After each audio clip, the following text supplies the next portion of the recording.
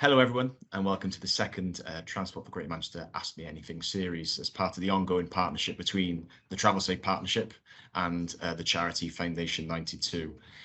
These Ask Me Anything videos are the opportunity for parents across Greater Manchester to ask experts for advice on talking to the children about the consequences of getting involved in crime and anti-social behaviour, particularly on the public transport network. This week, we are joined by Dr. Nihara Krause, an award-winning consultant clinical psychologist and founder of the charity STEM4. Thanks so much for joining us, Dr. Krause. Could you firstly give us a bit of a background on yourself and what you specialise in? Yes, well, thank you very much for inviting me. I am a practicing consultant clinical psychologist. I specialise in working with mid to older adolescents and adults, and I use a range of various treatment techniques. I also create mental health tech, and I've got a number of apps I've created for the charity, which I founded 11 years ago. Thank you very much. So we're moving on to the first question. We've received several questions from parents across Greater Manchester about sort of the issue of crime and social behaviour. The first question is this one. My teenager acts differently around some of their friends. How can I encourage them not to follow the crowd and not act up to impress them? Right, that's an absolutely great question, because although it looks like you might be able to wrap it up in a few tips, what's really important is to look at a number of different things, 3 different areas actually. So the first is when you're trying to think about your young person and their friends, you need to understand a little bit about the importance of adolescent relationships. The second is to understand the social needs of your young person, because everybody will vary in terms of their social confidence and in terms of their acceptance. And then once you work that out, it becomes easier to help them to make some good choices. And I'll provide some tips on the good choices too. So the first bit, which is understanding the importance of adolescent relationships, I think one of the main needs in teenage development is to belong to a group and to be accepted. So that's why your teen will worry so much about how they look, about what to like, about how to act. And then once they fit into a group, whether you like it or not, they tend to take on that group's identity. So it depends a bit on how strong that group's identity is. And that's where my second point comes in, because knowing your young person is also important. If they lack social confidence, if they're shy, if they feel different and they don't fit in, and this is maybe the first group that they're part of, they will absolutely buy into that group identity even more. And you will find it really, really difficult as a parent or carer to say anything to make them listen differently. So they'll give up the family identity for the group identity. So keep both of those things in mind when you then start to think a little bit about the tips that I'm going to provide. So the first one is that I'm going to talk about what's not helpful to do before I can kind of provide a little bit on what is helpful to do. So just 2 things on what's not helpful. First of all, don't criticize their friends or their behavior, because as soon as you do that, your young person will feel compelled to defend their choices, whether they believe in it or not. And you can think about it from your perspective. If someone criticizes your young person, you will feel compelled to defend them rather than maybe agree and say, yeah, I know it's a bit difficult with his or her behavior. The second is just to say that engaging them in a conversation like this is going to be hard, so don't give up. They're more likely to say, you don't understand, you know, you're always going on at me. And I think the important thing in these instances is just to see that all of these are deflections from feeling uncomfortable and not wanting to engage. So what can you do to help them to encourage not to follow the crowd and to kind of not act in a way to impress them? First of all, think about having a number of conversations rather than just the one.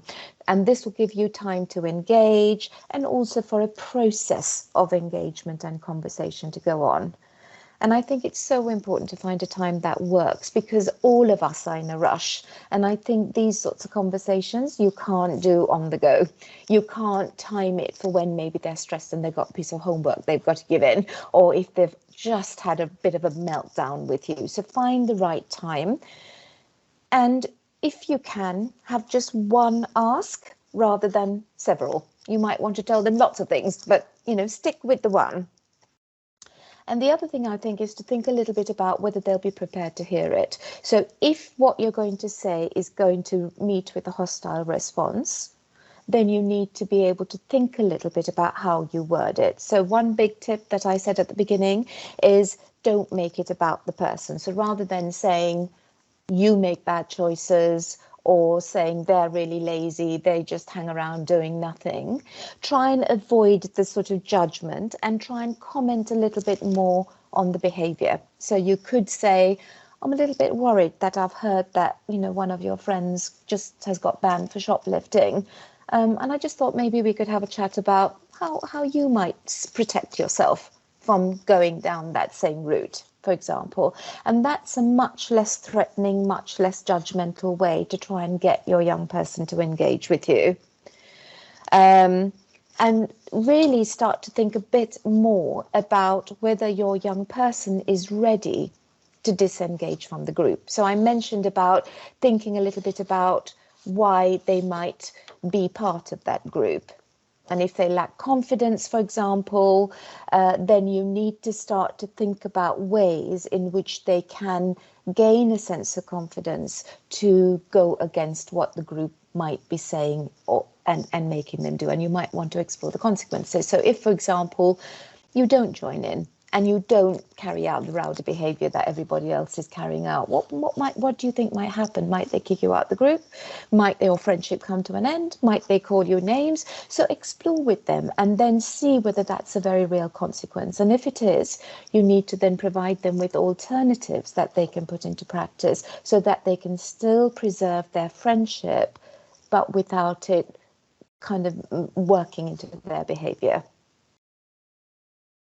That was very interesting. Thank you very much. And that leads on very nicely to another question we've had from another parent, which is, when is the best time to start having these conversations around the impact of antisocial behaviour? Their child is going into secondary school next year, so is now the best time to be sort of starting these discussions? Absolutely. So I think it's always a good time to start to talk about behaviour, because behaviour is always changing and children and young people are growing alongside and learning different things about themselves and different things about the meaning of their friendships. So absolutely, I think the message should be always a positive one. I know that there might be things that you encounter, and I have every confidence that you'll be able to overcome them. And I will be here, we will be here to sort of help discuss it. So, bring your concerns, worries to us. If you're encountering something new and you're not sure how to deal with it, we're really going to listen to it. And we can't promise we won't get angry, but we'll do absolutely our best not to. And we will hopefully come to a solution together in terms of understanding that. And thinking about the change into secondary school, it's a very, very big transition for both parents, carers, and for young people, because you're stepping away from the protection of family into being more independent. So you want to encourage that independence, but you want to also support them by providing them with some sort of safety and structure, saying, if you fall, we're here to catch you. We're here to help guide you to get to those final independent steps that you want to. Thank you very much. The next question is from the parent of a teenager, and they ask, how do I set clear boundaries for my teenager? I want them to know there are consequences if they act badly, but don't want to sound negative or make false threats. Oh, that's such a good question again. So boundaries are loosely kind of do's and don'ts within a family setting. What's the family belief about rules and understanding are really important, and they're important in clarifying what you and your teenager both need to navigate as they get older. And by setting and agreeing boundaries together, you're creating a contract of expected behaviour. And that will help parents not just to feel that they are having an impact and influence on educating young people and their behavior, but it also helps a young person to know that you care about them, to know that there's a safety and a support structure that's there to help them to make informed choices. So even if they're saying, oh, my parents say this and I don't agree, they're still working against something that makes them feel very valued. And it provides them with a framework in order to start to move towards being autonomous in some way. So if you want to create some boundaries, it starts right from the time they're babies all the way through. And I would firstly set that up if you're part of, if you have a partner, then discuss with them first. You know, what are the important boundaries? Do you both agree on it? What's negotiable? What's not? What kind of consequences are you both comfortable with? So the question was very well worded in saying, I don't want to sound negative or create false threats. And I think you both need to be saying, yeah, we'll both carry that out if that's the case. And there's a number of things on teenage behavior. So, for example, going to parties, curfew times, sexual experimentations, drinking, drug taking, social media use. So all of these things have some clear agreements between the two of you, if you are a pair, on how you're going to deliver it. And then I think with young people, it's about having some ongoing conversations. You may want to present certain things that are non-negotiable, and certain things it may well be that you are prepared to review, particularly as they get older, things like a curfew, for example.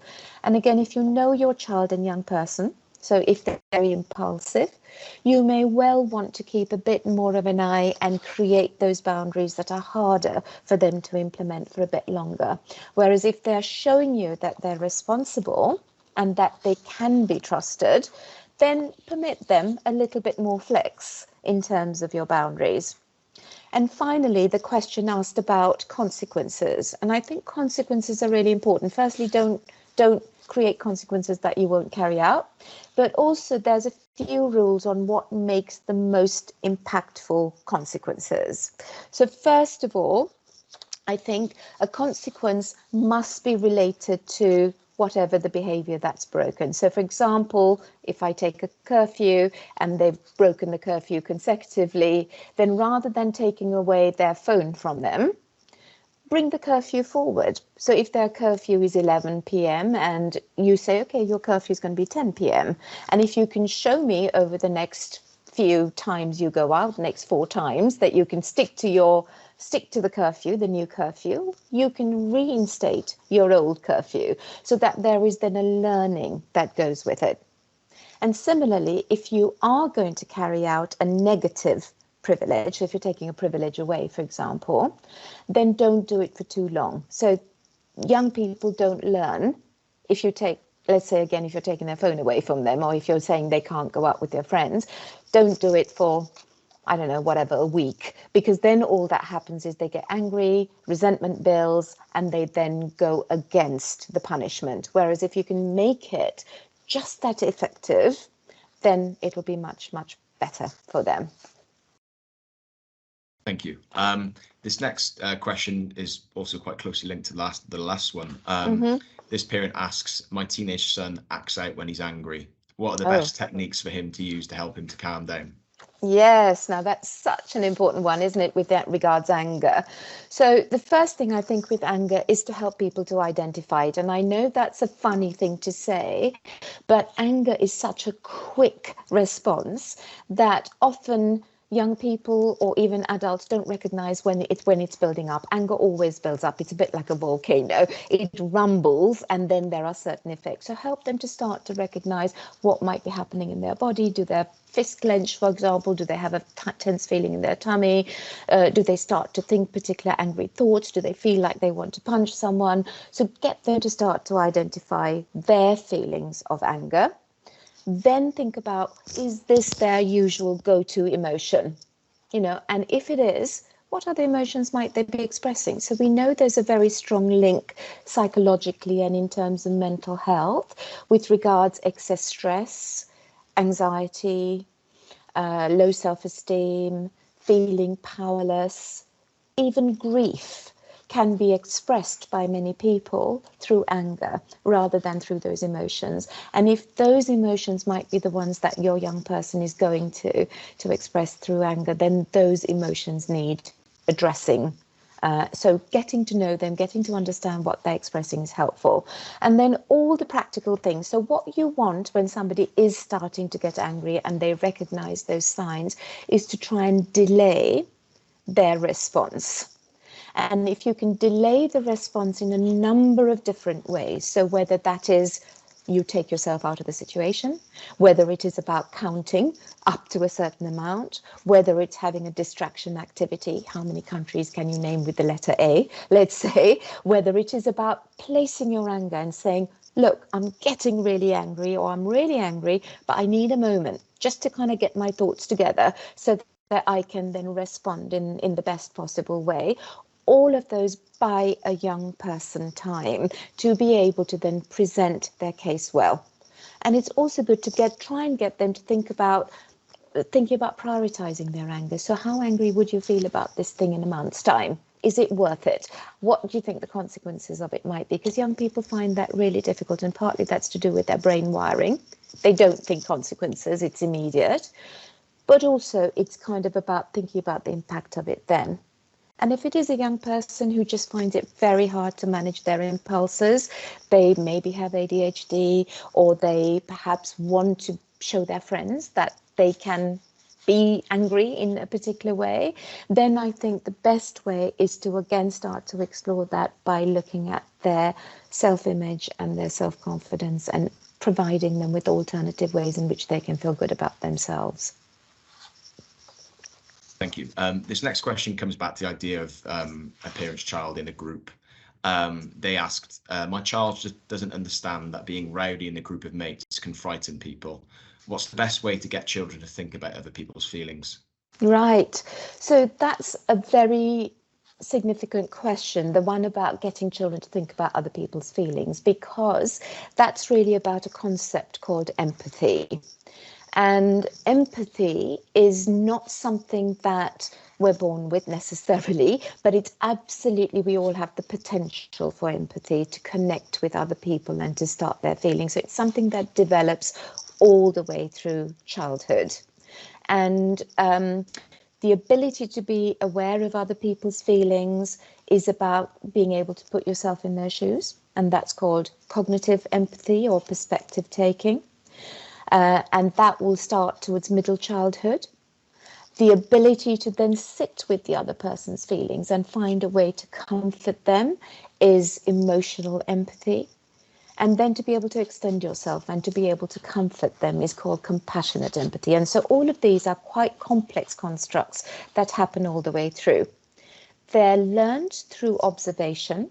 And there is a psychologist called Mary Gordon who interestingly says that empathy is caught, not taught, which I think is helpful for parents to think about. So if you want your young person to think about the other person's feelings and how they might be impacted by your behavior, help them to recognize the feeling in themselves, but also try and really start to think about what the other person might be feeling. So to start to think about, oh, they must be feeling anxious because I can see that they're sweaty. I can see that they're shrinking behind. I can understand their body language might be one of someone who's feeling really anxious. And then when they notice that in the other person, provide them with some options. So what can you do? Can you try and stop what you want to say? Can you start to think a little bit about how you might focus on similarities rather than differences? So it encouraged that sort of embracing diversity consequence. Encourage giving. And I think getting on board that concept of empathy is caught, modeling empathy. So how does that work in the family? And providing some really good role models can be a very useful thing in terms of helping a young person to understand that their behavior has an impact on someone else, and ultimately encouraging them to be responsible for what they do. So to be accountable for taking on board that responsibility of creating something, rather than going it's all their fault, but actually starting to sort of internalize the impact they have on other people. Great, thank you very much. This next question sort of concerns the behaviour of someone's teenager, but also reflects a lot of the feedback that Foundation 92, in partnership with TFGM, in their work on the ground, this is the sort of responses they get from a lot of the youths and the young people that they engage with, and that is around boredom. So this parent asks, whenever my teenager behaves badly and I pull them up on it, they say they are bored. What can I do about this? Yes, it's really hard, because I think that we live in a world where actually a lot of young people aren't used to being bored. You know, we're always on the go, we're always occupied, people are always doing things. So encouraging them to embrace boredom is no bad thing. And I think this is really quite hard for parents and carers to understand, because if you think about your own growing up process, maybe access to TV wasn't so accessible. Maybe you didn't have that immediate feedback that you might get by being online all the time, being stimulated all the time. And through that, you probably learned how to throw a ball against the wall, or how to write things, or how to keep a diary, or how to wait for the next series, you know, when you were looking at something. So patience is not something that young people have readily accessible to them. So providing them with tasks to learn to kind of keep themselves occupied, and then to also be able to encourage some sort of periods of thinking about what it's like not to be occupied. So there's a lot of stuff around mindfulness, for example, which is really hard for young people to embrace. But can you take a moment out, just not to do anything, just not to kind of be occupied, but just to be? What can you notice? Can you just focus on something really peaceful? Can you start to think about the sounds you hear? Can you start to think about the colours that you see in front of you? So just that idea of taking a moment out, and if you can take a moment out, to take a few moments out, just to keep yourself occupied with your own sort of peaceful thoughts rather than with busy thoughts, can be very helpful to do. But it does take practice. It won't happen overnight, but it is something that's really helpful to kind of encourage young people to do. And some of those really old-fashioned games, you know, that you might do when you're in the back of a car and someone's going, are we there as yet? You know, the sorts of things that you might do. So I don't know, thinking about, I went to the supermarket and I did a memory game type stuff that young person can do for themselves, or trying to sort of count things that are all red that they see as they go along. Any of those sort of self-occupied activities are really good things to kind of encourage a young person to have, that they can do to keep themselves busy. Brilliant, thank you. This last question, I hope you'll indulge me, is one for myself. Yes. So the final question is around something that is readily accessible to children and young people, and that's social media. Yes. So how much of an impact does social media, and perhaps excessive use of social media, have when it comes to influencing the behaviour of young people? And is there any advice you have for parents when it comes to sort of managing, or sort of helping manage the behaviour of the children when it comes to social media? Yes, it's such an important question, and I think that many parents will absolutely ask that. So there is some research that indicates that social media consumption and the amount of time that you will be on social media for will increase agitation, stress, anxiety, body image comparisons, not feeling particularly good about yourself. So it seems to be very much about the amount of time and the type of social media that you can consume, but it's also an interaction with the child or young person. So if the child or young person finds it really difficult to set limits themselves, if they have low self-esteem to start with, if they kind of are curious and they don't protect themselves and they push boundaries and they want to sort of venture into sites and get information on things that perhaps aren't the most beneficial for them, or if their mental health is poor. So if they're depressed, for example, or if they have an eating disorder and they're going on social media to try and either get further support or confirmation of what they're doing, then that combination, of course, can also be really harmful.